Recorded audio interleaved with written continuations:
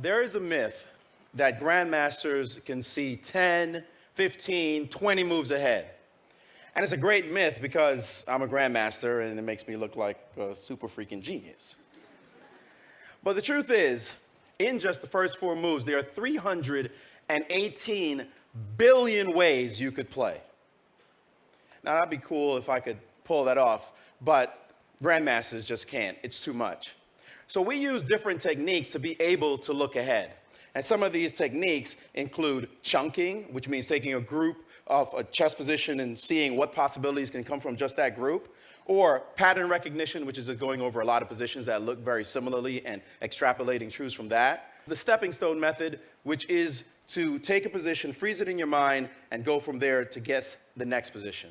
But one of my favorites that I love to solve these kind of chess puzzles is called retrograde analysis. And what you do with retrograde analysis is that in order to look ahead, it pays to look backwards. Now, why is this so useful?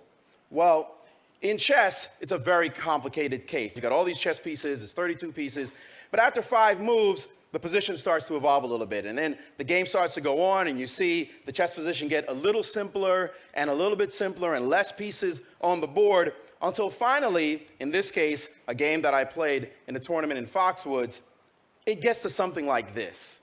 When great players play, it often gets to something like this. You don't see like some easy early checkmate.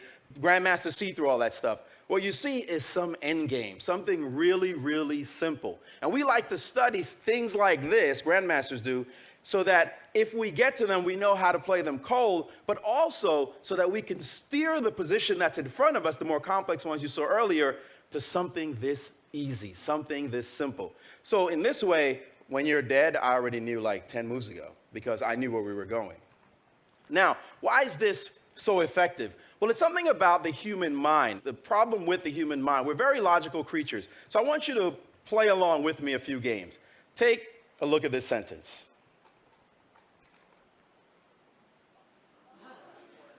Now, most of you read a sentence the second time around and realize that you missed the word the first time around. Your mind is very logical. It proceeds forward. It just ignores anything that breaks with its logical stream.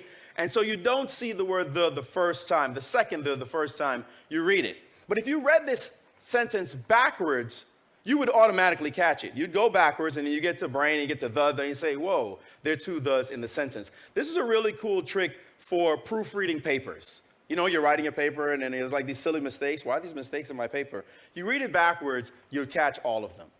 All right, let's go on to this problem, an interesting problem. Bacteria that double every 24 hours fill a lake it has infested after precisely 60 days. On what day was the lake half full? Now, a lot of people seeing this problem, they think 30, like, you know, you split it in half. Well, that's not the right answer. And also, people might want to calculate. It's too big, it's math, it's boring. I don't want to do that either.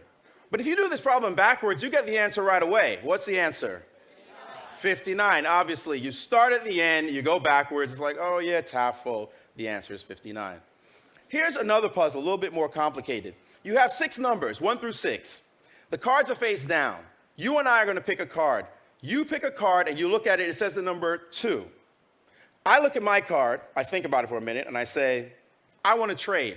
The reason I want to trade, we're going to trade to see who has the highest number at the end. Do you trade with me? Yes. Most people say, of course, I got a 2. 2 sucks. They're 4 numbers higher. Probability says I'm going to do better. Wrong answer. You're playing a grandmaster.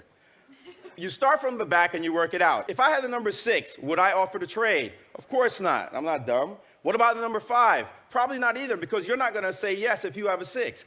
Well, if 5's not going to trade and 6 is not going to trade, 4 is going to be like, I'm not trading either because 5 and 6s don't trade. So you see what happens as we work backward. 3 is going to realize 4, 5, and 6, they don't trade. So the offer is definitely a 1. And all of you who said yes, thanks for your money.